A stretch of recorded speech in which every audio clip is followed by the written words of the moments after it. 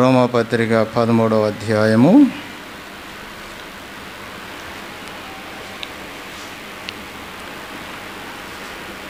11వ వచనాన్ని మనం చదువుకుందాం. 11, 12, 13, 14 చదవాలి. ఇవి కూడా మనకు అవసరమే. 11వ వచనం చదువుదాం. మరియు మీరు కాలమునెరిగి నిద్ర మేలుకొని వేళైనదని తెలుసుకొని అలాగు చేయుడి. మనము విశ్వాసులమైనప్పటికంటే ఇప్పుడు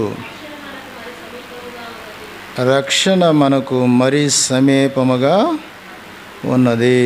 చిన్న ప్రార్థన చేసుకుందాం. ప్రేమగల మా ప్రియ పరలోకపు తండ్రి, మహోన్నతుడు అయిన మా గొప్ప దేవ, శాశ్వత కాలము మమ్మలను ప్రేమిస్తున్నటువంటి తండ్రి, మీ పాదాలకు స్తోత్రాలు, వందనాలు చెల్లిస్తున్నాం. మాలో ఎలాంటి యోగ్యత అర్హత లేకపోయినా, నీ బిడ్డలంగా చెప్పుకునే యోగ్యత లేకపోయినా మా పట్ల దయ చూపిస్తూ ప్రభువా మమ్మలను విడిచిపెట్టక మీ సన్నిధిలో జీవింపచేస్తున్నందుకు స్తోత్రాలు. ప్రతిసారి నీ సన్నిధిలో చేరి నీ మాటలు వినే గొప్ప భాగ్యాన్ని మీరు ఇచ్చినందుకు వందనాలు. ప్రభువా, ఈ పైటికాలపు వేళ మీ సన్నిధి మాతో ఉంచారు, మీకు వందనాలు. నీ మాటలు ధ్యానించడానికి మాకు సహాయం చేయండి. యేసయ్య నామములో అడిగి వేడుకొనుచున్నాము పరమ తండ్రి, ఆమేన్. రోమాపత్రిక 13వ అధ్యాయము ఈ 11 నుండి 14 వచనాల వరకు మనము ధ్యానించవలసి ఉన్నది. ఇక్కడ దేవుని వాక్యము మనతో చెబుతున్న విషయం ఏంటంటే, మీరు కాలమును ఎరగండి అని ప్రభు చెబుతున్నాడు. నిద్ర మేలుకొని వేళ అయినదని తెలుసుకొనండి అంటున్నాడు. అలాగా చేయండి అన్నాడు. నిద్ర మేలుకొని వేళ అయినదని తెలుసుకొని అలాగా చేయండి అంటున్నాడు. ఎలా చేయాలి? నిద్ర మేలుకోవాలి. రాత్రి చాలా గడిచి పగల సమీపంగా ఉన్నది కనుక ఆ 12వ అధ్యాయం 12వ వచనం 13వ వచనం ఏం చెప్పుద్దంటే, మనకి మార్పు కలిగిన వారిగా ఉండండి అని దాని అర్థం. అవన్నీ విడిచిపెట్టి మార్పు కలిగిన వారిగా ఉండండి అని చెప్పబడుతుంది. 14వ వచనంలో క్రీస్తును ధరించుకున్న వారిగా ఉండండి అంటే ఒక చిన్న ప్రభువుగా, మోడల్గా, మీరు మాదిరిగా ఉండండి అని చెప్పబడుతుంది. ప్రియులారా, మనము మొట్టమొదటిగా కాలాన్ని మనము ఎరగాలి. ఏమెరగాలి? కాలాన్ని ఎరగాలి. కాలం ఎరగమంటే శీతాకాలం, వర్షాకాలం ఈ కాదు, వేసవి కాలం, ఈ కాలాన్ని మనం ఎరగటం కాదు. ఇప్పుడు వ్యవసాయదారుడు వ్యవసాయం చేయటానికి కాలాన్ని గుర్తిస్తాడు.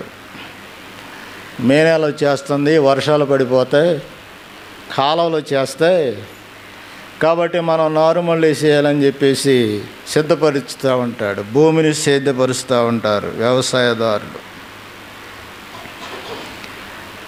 కాబట్టి అలాగా సిద్ధపడి తాను పంట వేయటానికి ఆయన ఇష్టపడతాడు.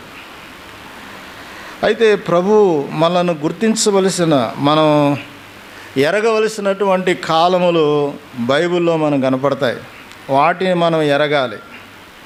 చూడండి, ఒకటి, మనం ఏ కాలాన్ని మనం ఎరగాలి అంటే, మొదటి 2వ తిమోతి పత్రిక 3వ అధ్యాయము 1వ వచనం చదువుదాం. తిమోతికి రాసిన 2వ పత్రిక 3వ అధ్యాయము 1వ వచనం చదవండి.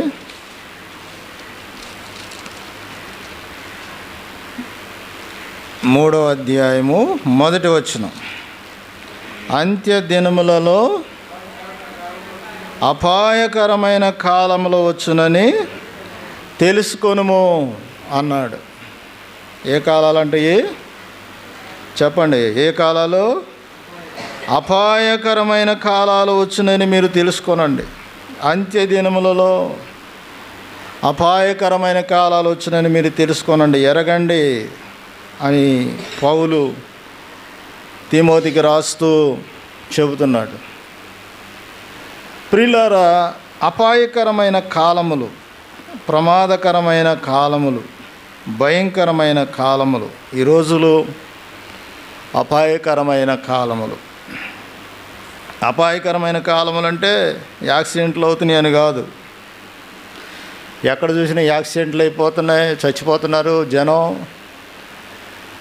ట్రైన్లు యాక్సిడెంట్లు అయిపోతున్నాయి, బైకులు యాక్సిడెంట్లు అయిపోతున్నాయి, బస్సులు యాక్సిడెంట్లు అయిపోతున్నాయి, ఒకరినొకరు గుద్దుకుని చచ్చిపోతున్నారు అని కాదు. ఇక్కడ యాక్సిడెంట్లు అంటే, అపాయకరమైన కాలం అంటే ప్రియులారా, మనుషుల వలనే అపాయము కనబడుతుంది. ఇక్కడ మనుషుల వలనే ప్రమాదం కనబడుతుంది. అంటే ఇటువరకు ఉన్నటువంటి ప్రేమ ఆప్యాయతలు మనుషుల్లో లేవు. ఏమండి, కొన్ని సంవత్సరాల క్రితము మనుషుల మధ్యలో ఉన్నటువంటి ప్రేమ ఆప్యాయతలు మనుషుల్లో లేవు. ఒక వ్యక్తి కుటుంబంలో ప్రియులారా వారికి సరైన సంబంధాలు ఉండవు. భార్య పిల్లలు వారికి సరైన సంబంధాలు ఉండవు. మన ఈ మధ్యన ఒక ఆయన్ని అడిగాను, ఏమండి మీ అబ్బాయి ఎక్కడ ఉంటాడు అంటే, వాడా ఎక్కడికో పోయి అక్కడ అద్దెకుంటున్నాడు, వాడి సంగతి మాకు ఎందుకు లేదు అంటున్నాడు. చూసారా, ఈ భయంకరమైనటువంటి కాలాలు, ఈ కాలాలు ఒక కుటుంబానికి మరో కుటుంబానికి సంబంధాలు ఉండటం లేదు, అక్క చెల్లెళ్ళకి సంబంధాలు ఉండటం లేదు, అన్న తమ్ములకి సంబంధాలు ఉండటం లేదు. ప్రియులారా, ఒక కుటుంబంలో వాళ్ళే ఒకరికొకరికి విరోధులుగా ప్రవర్తిస్తున్నారు. కారణం ఏంటి అంటే ఈ కింద ఉన్నవన్నీ కూడా అయ్యే స్వార్థము. దేనిని బట్టి అపాయకరమైన కాలాలు అన్నాడు, దేనిని బట్టి ప్రమాదకరమైన కాలం అన్నాడు. అంటే ప్రియులరా, మనుషుల్లో స్వార్థము, ధనాపేక్ష, బెంకమలాటం, అహంకారం దాదాపు నుండి చూశారు. ఇక్కడ 19 ఉంటాయి, మీరు లెక్కెట్టుకుంటే ఎన్ని ఉంటాయి చూడండి. 19 ఉన్నాయా, ఎన్ని ఉన్నాయి చూడండి, లెక్కెట్టండి. స్వార్థము, బెంకమలాడే పరిస్థితి, అహంకారము, అపవిత్రత, స్వజన దేశులు, అనురాగరహితులు, అతిద్వేషులు, క్రూరులు, అజితేంద్రియులు, ద్రోహులు, గర్వాంధులు, దేవుని కంటే ఎక్కువగా సుఖానుభవాన్ని ప్రేమించేవాళ్ళు. ఎన్ని ఉన్నాయి? 19 ఉంటాయి. ఏమండి, వీటన్నిటిని బట్టి, ఇవి మనుషుల్లో ఉండటను బట్టి ప్రియులారా, మనుషులు ఎవరికి వారే బ్రతకడం నేర్చుకున్నారు, ఎవరిది వాళ్ళే చూసుకోవటం నేర్చుకున్నారు. ఒక దేశానికి మరొక దేశానికి సంబంధం లేదు, ఒక కుటుంబానికి మరొక కుటుంబానికి సంబంధం లేదు, ఒక సమాజానికి మరొక సమాజానికి సంబంధం లేదు, ఒక ఊరోళ్ళకి మరొక ఊరోళ్ళకి సంబంధం లేని పరిస్థితులు. ఎవరిది వారు అన్నట్లుగా ప్రియులారా జీవిస్తున్నారు. కాబట్టి ఈ ఊరు వాడిని ఆ ఊరు వాడిదని అన్నాడు అనుకోండి, యుద్ధానికి రావటం మొదలెడుతున్నారు. ఈ దేశస్తులు మరొక దేశస్తులు ఏదైనా చేసాడు అనుకోండి, వీడు పవర్ ఏంటో చూపిస్తున్నాడు. ఇప్పుడు ఇజ్రాయేలు పాలిస్తాన్ ఏమండి యుద్ధం జరుగుతుంది, అది ఇంకా ఆగలేదు. బాంబులతో అనేక మందిని చంపేస్తున్నారు. కారణం ఏంటి అంటే స్వార్థం. అక్కడ అనేక మంది అపంశుభం ఎరిగిన చిన్నపిల్లలు వారి ప్రాణాలు కోల్పోతున్నారు, పెద్దవాళ్ళు వారి ప్రాణాలు కోల్పోతున్నారు, అనేక మంది చంపబడుతున్నారు, అనేక మంది హింసించబడుతున్నారు.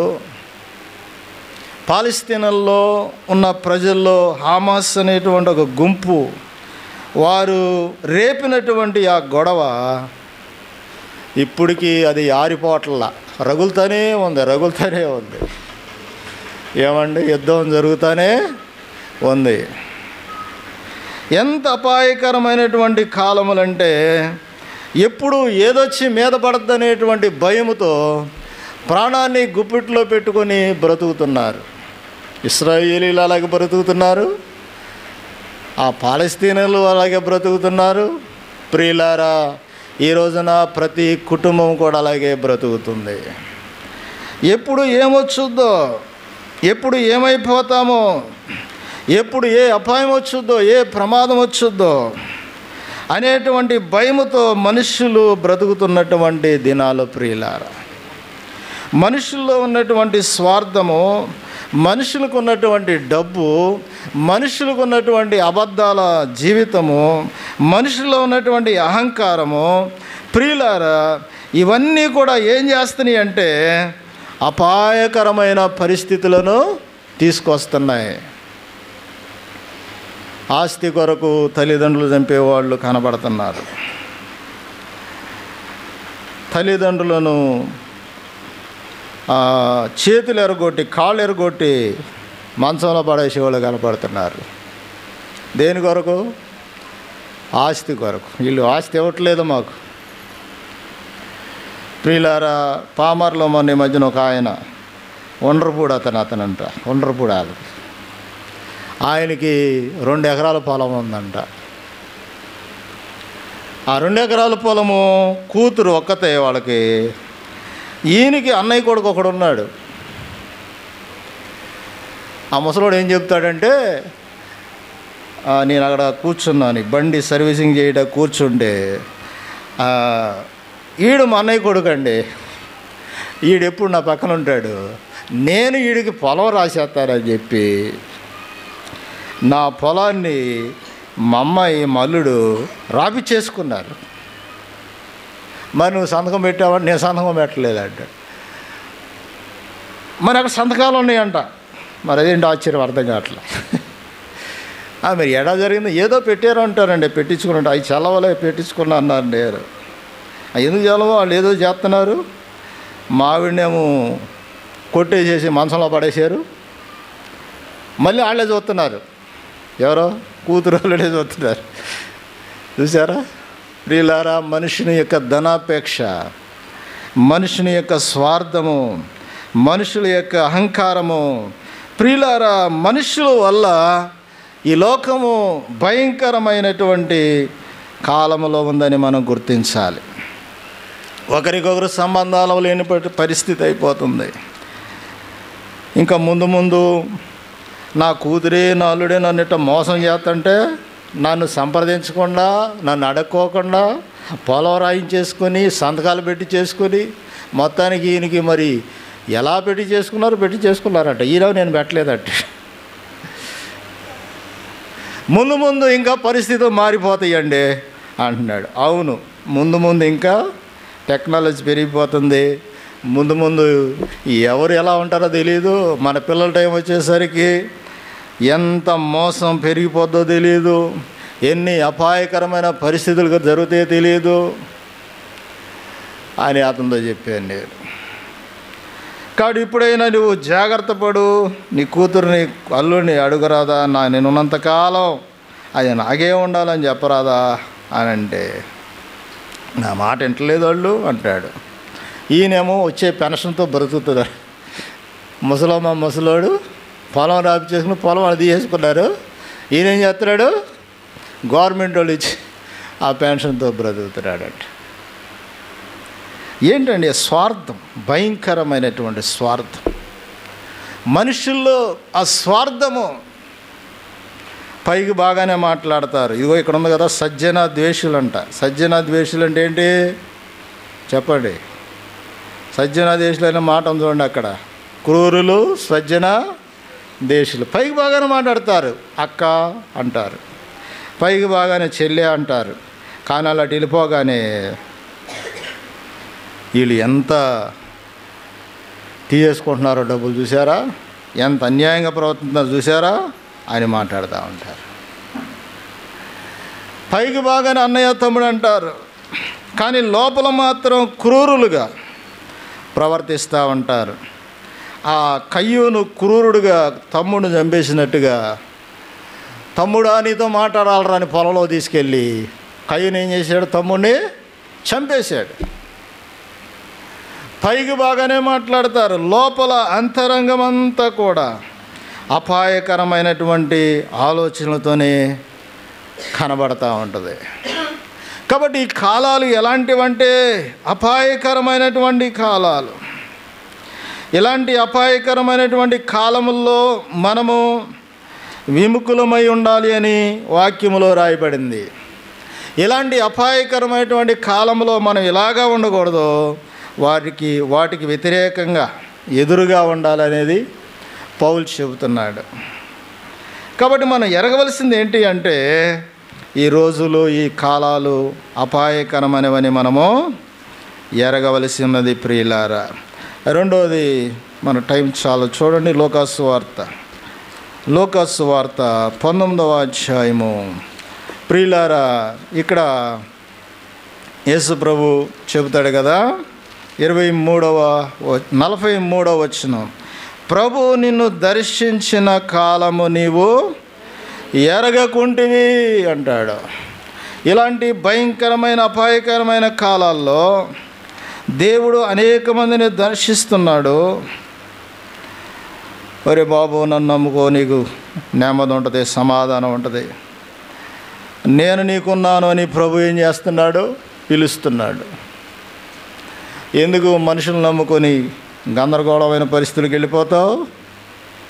కాబట్టి నన్ను నమ్ముకో, నేను నీకు అండగా ఉంటాను, నేను నీకు కొండగా ఉంటాను. బుద్ధి, జ్ఞానం, సర్వసంపద నా దగ్గర ఉన్నాయి. కాబట్టి నేను నిన్ను దర్శిస్తున్నాను, వాక్యము చేత నిన్ను దర్శిస్తున్నాను. కాబట్టి నువ్వు ఎరగాలి, నేను దర్శిస్తున్నప్పుడు ఈ సమయాన్ని, ఈ కాలాన్ని నువ్వు ఎరిగి నాకు లోబడాలని ప్రభు పిలుస్తున్నాడు. కానీ మనుషులు ఏం చేస్తున్నారు? దేవుడు దర్శించే కాలాన్ని ఎరగకుండానే బ్రతుకుతున్నారు. ప్రియులారు, ఇక్కడ ఒక పట్టణాన్ని గురించి ప్రభు చెబుతుంటున్నాడు. ప్రభు నిన్ను దర్శించిన కాలాన్ని నువ్వు గుర్తించలేకపోయావు, ఎరగలేకపోయావు. కాబట్టి నీ మీదకి భయంకరమైనటువంటి ఉగ్రత రాబోతుంది. రాయి మీద రాయి కూడా నిలవకుండా పడద్రోయబడేటువంటి రోజులు రాబోతున్నాయి. 44 చెబుతాడు, నీలో రాతి మీద రాయి నిలిచి ఉండని దినములు వచ్చునని చెప్పెను. రాయి మీద రాయి కూడా నిలవని దినాలు వచ్చేస్తాయి. నువ్వు ఇల్లు ఎన్ని రాళ్ళతో కట్టుకున్నా, ఎంత బిల్డింగులు డబుల్ స్టేర్ వేసినా కానీ ఏమైపోద్దంట? రాయి మీద రాయి నిలిచి ఉండని దినాలు వస్తాయి.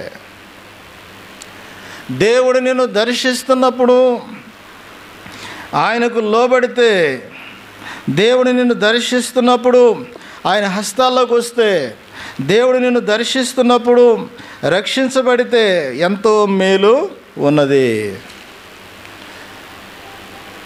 దేవుని వాక్యం ఏం చెప్పబడదంటే, కోతకాలం, గ్రీష్మకాలం గతించిపోయింది, ఇంకా మనం రక్షణ పొందకయే ఉన్నామంటాడు.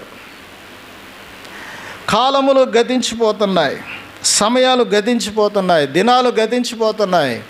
ఇంకా నీవు రక్షణ పొందకపోతే, ఇంకా ప్రభు హస్తాలోనికి రాకపోతే, ఇంకా ప్రభు దగ్గరికి రాకపోతే ఏం చేస్తాడు ఆయన? నిలిచి ఉండని దినాలు, రాయి మీద రాయి నిలిచి ఉండని దినాలు వచ్చేస్తాయి. మన మధ్యన అయినప్పుడు ఒక ఆయన బ్రెయిన్ స్ట్రోక్తో చచ్చిపోయాడు. ఆయన ఒక వారం వస్తే ఒక వారం వచ్చేవాడు కాదు ప్రార్థనకి. ఈ మధ్యన వస్తున్నాడు, నువ్వు రక్షణ పొందాలయా, మారు మనసు పొందాలి, నువ్వేదో నాకు ప్రార్థనకి వెళ్ళాలనిపించింది వచ్చానంటున్నావు కదా. కాబట్టి ప్రభు నిన్ను దర్శించాడు, ఆ మనసు ఇచ్చాడు. కనుక నీవు నీ పాప జీవితానికి ఫుల్ స్టాప్ పెట్టి నీవు మారు మనసు పొందాలి, రక్షణ పొందాలి. ఇప్పటికే నీకు 65 సంవత్సరాలు వచ్చేసాయి.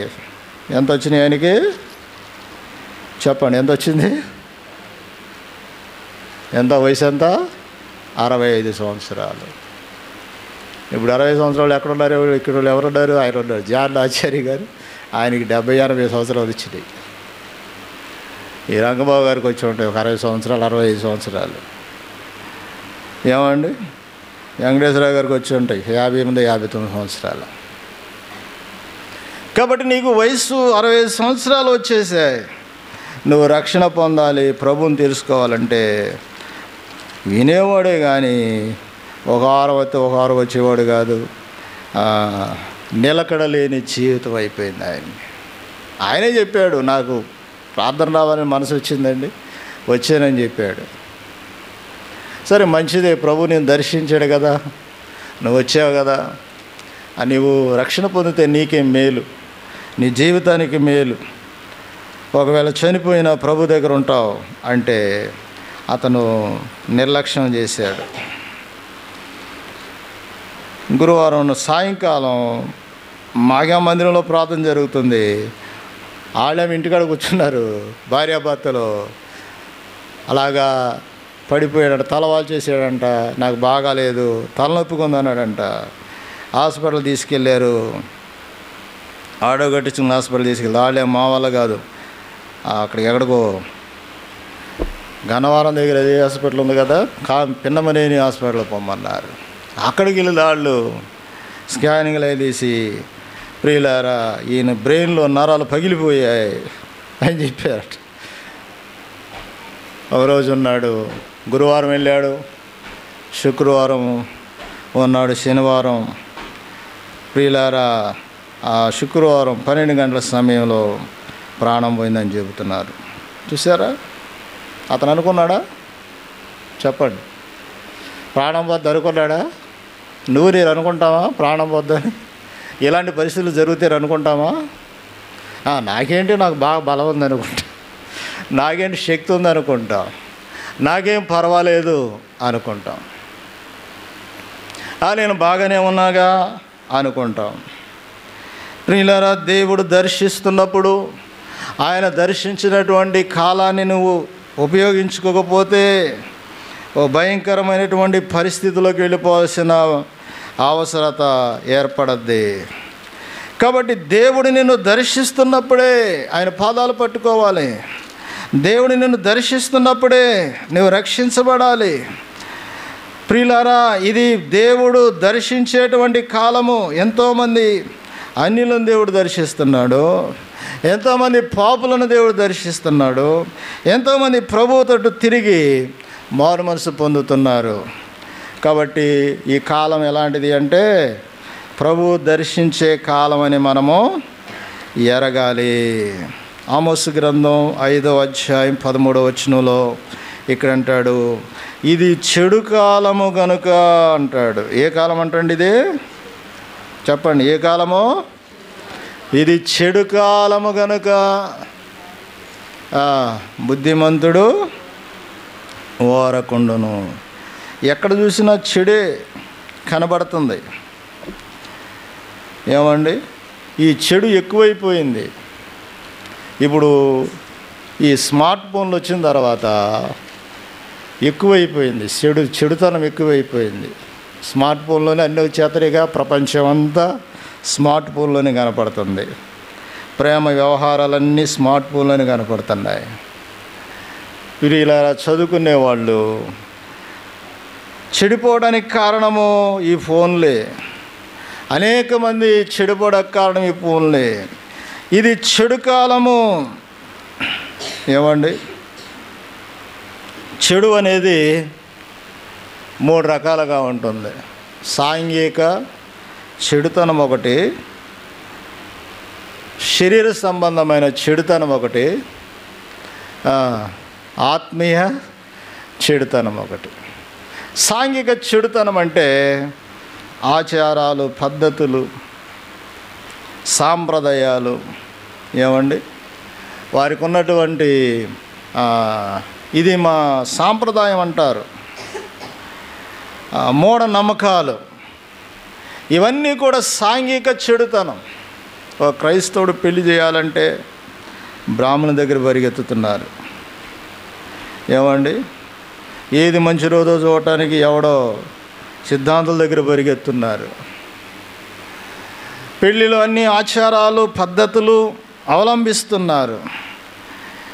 ఇప్పుడు మరీ ఎక్కువైపోయింది, ఈ చెడుతనం మరీ ఎక్కువైపోయింది. సాంఘిక చెడుతనం, శరీర సంబంధమైన చెడుతనం, త్రాగుడు, వ్యసనాలు, భయంకరమైన వ్యసనాలకు మనుషులు లోబడిపోయి ఇష్టానుసారంగా ప్రవర్తిస్తున్నారు. కొంతమంది మేకల్లాగో నవ్వుతూనే ఉంటారు, కైని నవ్వులేవాళ్ళు. ఏమండి, రత్నాకిళ్ళి నవ్వులేవాళ్ళు కొంతమంది నవ్వులుతూనే ఉంటారు. ఎంత చెడిపోయారు అంటే ప్రియులారా, మనం ఆలోచన చేస్తే శరీర సంబంధమైన చెడుతనం, ఆత్మ సంబంధమైన చెడుతనం, ప్రార్థన ఉండదు, చర్చ ఉండదు, నీతి ఉండదు, యథార్థత ఉండదు, పరిష్టానుసారంగా ఎవరికాళ్ళే బ్రతుకుతూ ఉంటారు. ఇది ఆత్మ సంబంధమైన చెడుతనం. ఏవమ్మా అంటే ఏం చేయనండి అంటారు. ప్రియులారా, ఇది చెడు కాలము, ఇది చెడు కాలం. ఈ చెడు కాలములో మనుషులు అనేక మంది పాడైపోతున్నారు. ఇది చెడు కాలమని మనం గుర్తించాలి ప్రియులారా. ప్రసంగి గ్రంథము దేవుని వాక్యంలోనే మనం చూస్తే 9వ అధ్యాయము, ప్రసంగి గ్రంథము 9వ అధ్యాయము 12వ వచనం చదవండి. ప్రసంగి గ్రంథం 9వ అధ్యాయము 12వ వచనంలో, తమ కాలము ఎప్పుడు వచ్చునో నరులెరుగరు గనుక, చూడండి, తమ కాలం ఎప్పుడు వచ్చునో నరులు ఎరగరు. ఏ కాలం? ఈ కాలం మరణకాలం. మరణకాలం మనుషుల మీదకి ఎప్పుడు వస్తుందో తెలియదు. చేపలు కనుక వలలో పట్టబడినప్పుడు అవి ఎంత బాధపడతాయి చూసారా? చేపలు వలేసినప్పుడు చేపలు వలలోకి వస్తాయి, అవి ఎంత బాధపడతాయి చూసారా? అటు ఎగురుతాయి, ఇటు ఎగురుతాయి, కింద పడతాయి, బయటికి వెళ్ళిపోవాలనుకుంటాయి.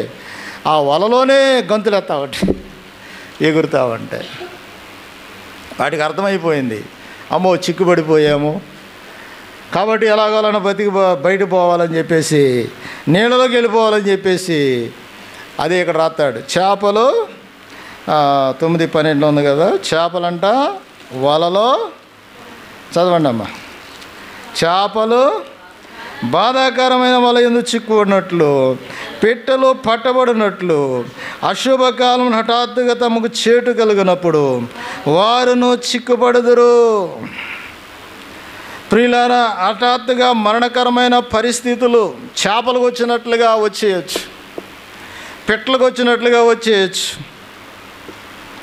బోయేవాడు వల వేసి ఆ పిట్టలను పట్టేసేస్తాడు. ఇక వాటికి కథం అన్నమాట, చంపటమే. వాడు చంపేస్తాడు, కోసు తినేసేస్తా ఉంటాడు. చేపలు వలలో పట్టబడతాయి.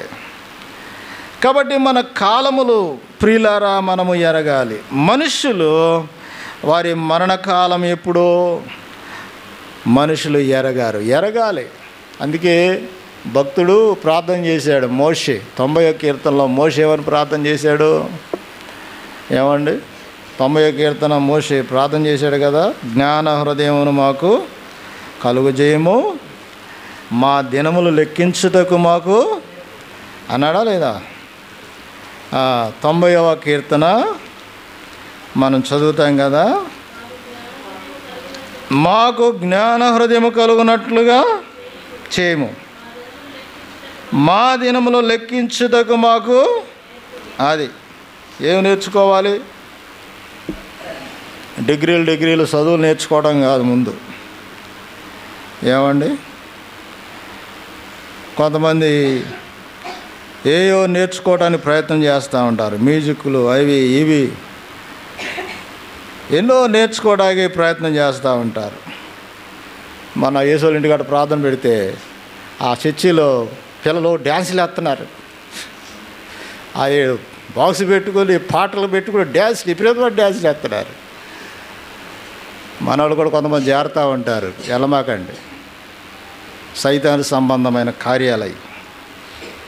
అక్కడ డ్యాన్సులు వేసి ఆ సెమీ క్రిస్మస్ కూడా పెడతారు కదండి, ఆ సెమీ క్రిస్మస్లో డ్యాన్సులు వేస్తారనమాట. ఏమవుతుంది వాళ్ళకి? తర్వాత ఏదో రోగం రొప్పులు వస్తాయి, మూలపడతారు. ఏమండి, ఏమి నేర్చుకోవాలి? అలాంటివి కాదు నేర్చుకునేది, ప్రార్థన నేర్చుకోవాలి. పిల్లలు మనం చెప్పుకున్నాం కదా, మీ పిల్లలకి ఏమి నేర్పాలి? రోదన చేయటం నేర్పండి అన్నాడు. అంతేనా కాదా? డ్యాన్సులు నేర్పండి అని చెప్పాలి. ఇక్కడ క్రిస్మస్ వచ్చింది, మేము డ్యాన్సులు నేర్చుకుంటున్నాం అని చెప్పాలి. ఇక్కడ నేర్చుకోండి, నా క్రిస్మస్ వస్తుంది, నా పుట్టినరోజు వస్తుంది, మీరు డ్యాన్సులు నేర్చుకోండి, గంతులేయండి, సింధులేయండి, ఆర్భాటాలు చేయండి, లైటింగ్లు పెట్టుకోండి అని చెప్పాలా దేవుడు. ఇక్కడ మీ పిల్లలకు రోదన చేయడం నేర్పించండి. ఏమండి, ఏం నేర్చుకోవాలి? ఏం నేర్పాలి? ప్రార్థన చేయడం నేర్పాలి పిల్లలకి. డ్యాన్సులు కాదు, నెత్తి మీద కొప్పు పెట్టుకొని కింద నుంచి పైదాకా డ్రెస్ చేసి అవన్నీ దెయ్యపు కార్యాలు. అవన్నీ చాలామంది చేస్తున్నారు, కానీ చేస్తారా మరి? సత్యం ఎరగని వాళ్ళు ఏం చేస్తారు మరి? యేసు ప్రభు నా పుట్టినరోజు చేసుకోవడానికి ఎక్కడ చెప్పలా. పునరుద్ధాన దినాన్ని మనం అనుసరించాలి. పునరుద్ధాన దినం అంటే ఆదివారాన్ని అనుసరించాలి అంతే. ఎందుకంటే ఆయన పుట్టాడు, పెరిగాడు, చనిపోయాడు, తిరిగి లేచాడు, పునరుద్ధానుడయ్యాడు. అది ముఖ్యంగానే నన్ను బాలు చేసుగా ఊగించండి, డ్యాన్సులు వేయండి, సినిమా పాటలు పెట్టుకుని డ్యాన్సులు వేయండి, క్రైస్తవ పాటలు సినిమా పాటలు తయారైపోతున్నాయి ఈ రోజుల్లో. ప్రియమైన దేవుని బిడ్డలారా, ఏమి నేర్చుకోవాలి మనం? ఏమైనా అవగాహన ఉందా? ఎరుగుతున్నారా ఈ రోజుల్లో మనుషులు? పిల్లలు డ్యాన్సులు వేస్తుంటే తల్లిదండ్రులకి ఎంతో ఉత్సాహం వచ్చేస్తుంది, ఎంతో సంబరపడిపోతూ ఉంటారు. జాగ్రత్త ప్రియులారా, ఆలోచించండి. ఏమి నేర్పమంటున్నాడు ఇక్కడ? మా దినములు లెక్కించుటకు మాకు నేర్పండి. ఇర్మీయా గ్రంథం 9వ అధ్యాయంలో మనం చదువుకున్నాం, మీ పిల్లలకు రోదన చేయటము నేర్పించండి. ఏమండి, ఏం నేర్పాలి పిల్లలకి? చెప్పరేంటండి?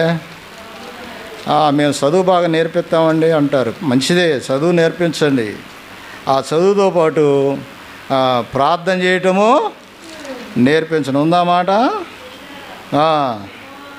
యెహోవా మాట వినండి. ఇది యెహోవా మాట. మీరు చెవియొగ్గి 20 వచనంలో 9:20 మీరు ఆయన నోటి మాట ఆలకించండి. మీ కుమార్తెలకు రోదన చేయటము నేర్పండి. ఒకరికొకరు అంగలార్పు విద్య, ప్రార్థన విద్య నేర్చుకోవాలి. అది ఏమి నేర్చుకుంటున్నారు మరి? ఎవరినో సంతోషపెట్టే పాటలు, కార్యాలు నేర్చుకుంటున్నారా? ప్రియులారా, మనం నేర్చుకోవాల్సింది ప్రార్థన నేర్చుకోవాలి. ప్రార్థన నేర్చుకుంటే నువ్వు ఎక్కడైనా బతకగలవు, అడవిలోకి వెళ్ళినా బతకగలవు. ఏమండి, సాధు సుందర్ సింగ్ గారు హిమాలయ పర్వతాల్లో బతికాడు. ప్రార్థన అంత గొప్ప శక్తివంతమైంది కనుక మోషే ప్రార్థన చేస్తున్నాడు. ఏమన్నాడు అంటే, మా దినములు లెక్కించుకొనుటకు మాకు నేర్పండి. దినాలు మనము లెక్కించుకోవాలి. మన కాలం ఎప్పుడు వచ్చునో తెలియదు, మరణకాలం ఎప్పుడు వచ్చునో తెలియదు, చేటు వచ్చే కాలం ఎప్పుడో తెలియదు. ఏ భయంకరమైన పరిస్థితులు ఏమి మన మీదకి వస్తాయో మనకు తెలియదు. ఈ రోజుల్లో అరే ఇప్పుడేగా కనపడ్డాడు, మాట్లాడాడు అంటే అప్పుడే పడిపోయాడు అంటారు. తెలీదు ఎప్పుడు ఏం జరుగుద్దో ఎవరికి, రేపేమి సంభవించినో మీకు తెలియదు. ప్రియమైన దేవుని బిడ్డలారా, కాలములను మనము ఎరగాలి. కాలములు ఎరగాలి. ఇది అపాయకరమైన కాలాలు, ఇవి ప్రభు దర్శించే కాలాలు. ఇవి ఏ కాలాలు? మరణకరమైన కాలములు ప్రియులారా. ప్రభు దర్శించే కాలము మరణకరమైన కాలములు అని మనము ఎరగాలి ప్రియులారా. అపాయకరమైన కాలములను మనం ఎరగాలి. ఇది చెడు కాలమని మనం ఎరగాలి. టీవీలో చూసినా చెడే వస్తుంది, సినిమాలు సెల్లో చూసినా చెడే వస్తుంది. కాబట్టి మనం ఎరిగి ఏం చేయమంటున్నాడు? రోమాపత్రిక 13వ అధ్యాయం 11వ వచనంలో ఏం చేయమంటున్నాడు? మనము కాలమును ఎరిగి ఏం చేయాలంట? చెప్పండి, ఏం చేయాలి? మేల్కొనాలి. ఏం చేయాలి? మేల్కొనాలి. కాలమును ఎరిగి మీరు మేల్కొనాలి. మేల్కొనకపోతే భయంకరమైన ఉపద్రవాలు వచ్చేస్తాయి, శాపగ్రస్తమైన పరిస్థితులు వస్తాయి. అక్కడ ఇది అంటున్నాడు, మేల్కొనండి, మీరు మేల్కొనండి. ఎందుకు మేల్కోమంటున్నాడంటే, మనం విశ్వాసులమైనప్పటికంటే ఇప్పుడు రక్షణ మనకు మరీ సమీపముగా ఉంది. ఎందుకు మేల్కోమంటున్నాడు? ఇంకా అపాయకరమైన కాలాల్లో మీరు కొట్టుకుపోమాకండి. ఇంకా మీరు ఆ చెడులో కొట్టుకుపోమాకండి. ఇంకా మీరు ఆ మరణకరమైన పరిస్థితులు, నాకేం పర్వాలేదులే, లోకమంతా నెమ్మదిగా ఉంది అని ఆ మత్తులో మీరు కొట్టుకుపోమాకండి. మీరు మేల్కొనాలి. ఎందుకు మేల్కొనాలంటే, దేవుని యొక్క దినము రక్షణ దినం. అక్కడ ఉంది కదా, మనం విశ్వాసులమైనప్పటికంటే ఇప్పుడు రక్షణ మరి మనకు సమీపముగా ఉన్నది. రక్షణ ఎలాగుందంట? రక్షణ అంటే ఇది ప్రభువుని కలుసుకోవటం అన్నమాట, ప్రభు దగ్గరికి వెళ్ళటం అన్నమాట. కాబట్టి మనం ప్రభువుని నమ్ముకున్న కాలము కంటే ఇప్పుడు రక్షణ మరి సమీపంగా ఉంది. అంటే దేవుని దినము సమీపంగా ఉంది, ప్రభు యొక్క రాకడ సమీపంగా ఉంది. అర్థమవుతుందా? కాబట్టి ఇలాంటి పరిస్థితుల నుండి మేలుకోవాలి. పర్వాలేదు, నాకు శక్తి ఉంది, బలం ఉంది, నేను ఈ చెడుగులోనే కొట్టుమిట్టాడుతాను, ప్రభు దర్శించిన నాకేం పర్వాలేదులే, ఆయన మాట వినేది ఏముందలే, తర్వాత చూసుకుందాంలే, ఎన్ని అపాయాలు వచ్చినా కోలుకుంటున్నావులే, బాగానే ఉందలే అనేటువంటి ఆ నిద్రలో నువ్వు బ్రతికితే భయంకరమైన పరిస్థితులు ఎదుర్కోవాల్సి వస్తుంది. కాబట్టి ప్రభు సమీపంగా ఉన్నాడు, ఆయన రాకడ సమీపంగా ఉంది. నువ్వు మేల్కొనాలి. ఒకటి, కాలాన్ని ఎరగాలి. ఎరిగి ఏం చేయాలి? వ్యవసాయదారుడు మేలుకున్నట్టుగా మేలుకోవాలి. ఇప్పుడు వ్యవసాయదారుడు కాలాన్ని గుర్తిస్తాడు. కాలాలు వచ్చేస్తున్నాయి, నీళ్ళు వచ్చేస్తున్నాయి అనుకున్నప్పుడు ఏం చేస్తాడు వ్యవసాయదారుడు? నిద్రపోతాడు మత్తుగా? చెప్పండి. ఆ నీళ్లు శాలో పెట్టుకుంటే ప్రయత్నం చేస్తాడు. అంతేగాని కాళ్ళు వచ్చి నీళ్ళు మనకెందులే, శుభ్రంగా మనం పడుకుందాం, మన పొలాలు పండుతీలే అనుకుంటే ఎట్ట కురుద్దా? కుదరదు. నువ్వు కూడా అలాగే, మనం కూడా అలాగే ప్రియులారా. పాపపు ఇష్టమైన పరిస్థితుల్లో నుండి మనం మేల్కొనాలి. ఈ పాపపు మత్తులో నుండి మనం మేల్కొనాలి. ఇంకా మనం అలాగ ఉండకూడదు. ఎందుకంటే దేవుడు, మనము ప్రభువుని నమ్ముకున్న దినము కంటే ఇప్పుడు దేవుని రాకడ సమీపంగా ఉంది. మనం ఎన్ని చూస్తున్నాం? ప్రభు యొక్క దినానికి సూచనలు ఎన్ని కనపడుతున్నాయి? యుద్ధాలు జరుగుతున్నాయి, భూకంపాలు వస్తున్నాయి, విపరీతంగా తెలివితేటలు పెరిగిపోతున్నాయి. ఏమండి, ఎన్ని చూస్తున్నాము? కాబట్టి మనము మేల్కొనాలి. అక్కడ మూడోది ఏమంటాడంటే 12వ వచనంలో, రాత్రి చాలా గడిచి పగల సమీపంగా ఉన్నది. రోమాపత్రిక 13:12 ఏముందంటే, ఈ 12-13 వచనాల్లో మనం చూస్తే ఏమంటున్నాడంటే, అల్లరితో నాటపాట్లైనను, మత్తైన లేకయు, కామవిలాసమును, పోగిరి శాసనం లేకయు, కలహమైనను, మత్సరమైన లేకయు, పగటి యందు నడుచుకున్నట్లుగా మర్యాదగా నడుచుకుందంటే మార్పు కలిగి జీవించండి అని చెబుతున్నాడు. ఏం చెబుతున్నాడు? నేను చెప్పా కదా, ఇదన్నీ చెడుతనం అన్నమాట. చెడు ఇది చెడు కాలం. ఎక్కడ చూసినా మత్సరమే. ఎక్కడ చూసినా మత్సరం అంటే చెడ్డ కండ్లు, వారవలేరు, ఒకరిని చూసి ఒకరు వారవలేరు. ఏమండి, ఎవరైనా మంచి బట్టలు కట్టుకున్నారంటే అబ్బో బాగానే కట్టుకున్నారు ఇల్లు అనుకుంటారు. ఏమండి, చక్కగా ఫంక్షన్ చేసుకుంటున్నారంటే పర్లేదు బాగానే చేస్తున్నారు ఇల్లు అనుకుంటారు. మత్సరము, ఎక్కడ చూసినా మత్సరము, కామ విలాసం, పోగిరి చేష్టలు, ఇవన్నీ కూడా చెడు అన్నమాట. చెడు కాలం ఇవన్నీ లేకుండా ఉండాలి అంటున్నాడు పౌలు. అంటే మార్పు కలిగిన వారిగా మనము బ్రతకాలి. 4వది, క్రీస్తును ధరించుకున్న వారంగా మనము జీవించాలి. అంటే ఒక మోడల్గా మనం చిన్న ప్రభువులుగా, యేసు బిడ్డలం కాబట్టి యేసులాగా మనము బ్రతకాలి. అంటే ఒక మాదిరిగా జీవించాలని వాక్యంలో ఉంది. గలతీయులు రాసిన పత్రికలో పౌలు ఇలాగా చెబుతాడు. గలతీయులు రాసిన పత్రిక, ప్రియులారా, ఇక్కడ 3వ అధ్యాయం 27వ వచనం చదవండి.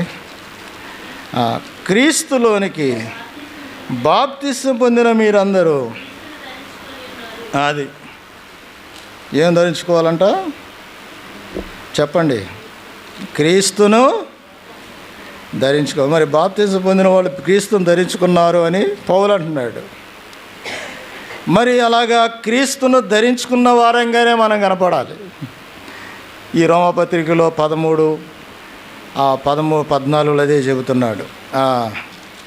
మెట్టుకు మీరు క్రీస్తును ధరించుకున్న వారై శరీర ఇచ్చలను నెరవేర్చుకున్నటకు శరీర విషయమై ఆలోచన చేసుకొనకుడి.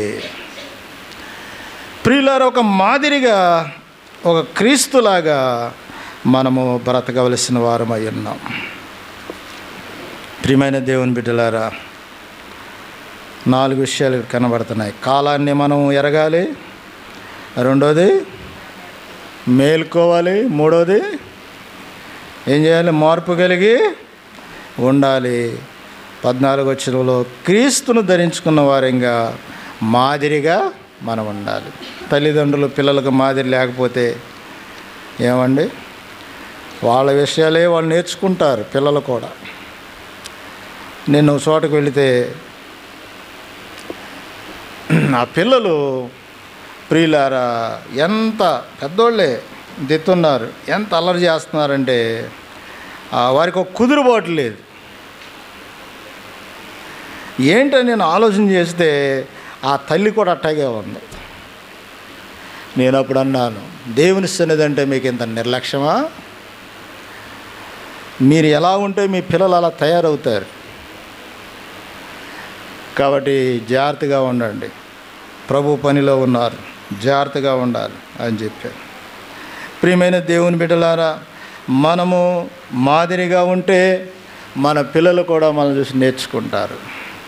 మనలో మాదిరి లేకపోతే, క్రీస్తును ధరించుకున్న వారంగా మనం లేకపోతే, ప్రియులారా, ఒక వ్యక్తి క్రీస్తును ధరించుకోకపోతే సైతానును ధరించుకుంటాడు. అంతే. సైతాను ధరించుకున్న వ్యక్తులుగా సైతాను కార్యాలు చేసుకుంటూ పోతూ ఉంటారు. ఎవరో ఒకళ్ళు ధరించుకోవాలి. లేవు క్రీస్తుని ధరించుకోవటమో సైతాన్ని ధరించుకోవటం ఏదో ఒకటి తేలిపోవాలి. కాబట్టి ఒక మాదిరిగా మనము బ్రతకాలి ప్రియులారా. ఏమండి, కనుక మనము కాలాన్ని ఎరగాలి, మనము మేల్కోవాలి. మేల్కోకపోతే ఏ ఉపద్రవాలు ఏమొస్తే మనకు తెలియదు. ప్రభు రాకడ సమీపంగా ఉంది. ఆయన రాకడలో మనం ఎత్తబడాలి.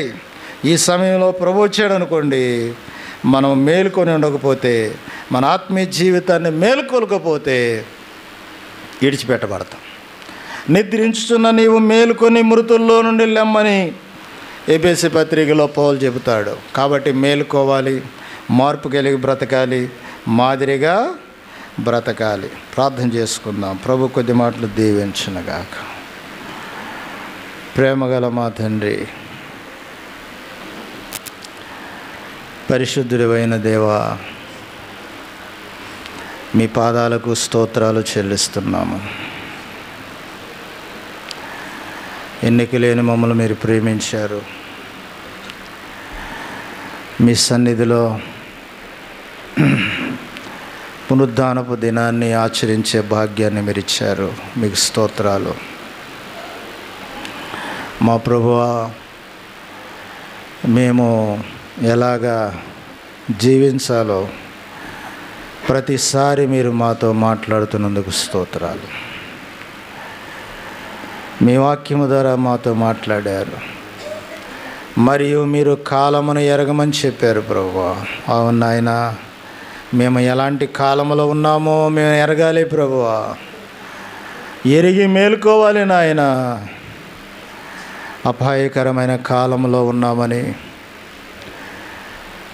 నీవు దర్శించే కాలంలో ఉన్నామని, చెడు కాలంలో ఉన్నామని, మరణకరమైన కాలాల్లో మేమున్నామని ఎరిగి మేలుకొని బ్రతకడానికి సహాయం చేయండి.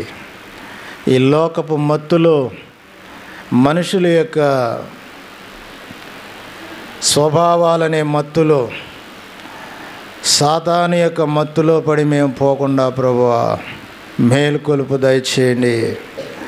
అనేకులకు మేము మాదిరికరంగా ఉండాలి, మార్పు కలిగిన వారంగా ఉండాలి, మేల్కొని మార్పు కలిగిన వారిగా ఉండాలి ప్రభువా. విముఖులమై ఉండాలి ప్రభువా, ప్రత్యేకంగా ఉండాలి ప్రభువా. మాకు సహాయం చేయండి.